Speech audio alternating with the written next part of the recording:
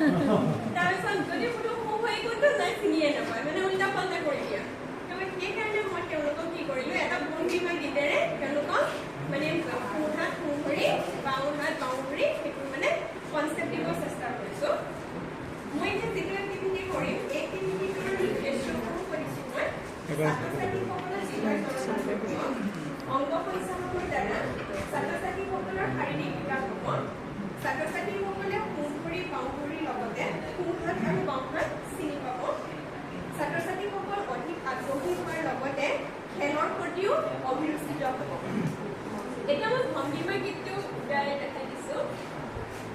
ছাত্ৰ ছাত্ৰীসকলক কম যে তোমালোক এইফালে মুখ কৰা মানে মোৰ ফালে মুখ কৰা মানে মোৰ পিছফালে তেওঁলোকক ৰখাই ন এতিয়া মই কম সোঁ হাত তেওঁলোকেও ক'ব সোঁ হাত এইটো আপোনালোকে মোৰ লগতে কওকচোন যদি দিয়া নাপায় সোঁ হাত বাওঁ হাত দুই হাত মেলি দিয়া আমি একো কম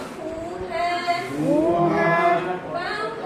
বাওঁ হাত দুই হাত মেলি দিয়া সোঁ ভৰি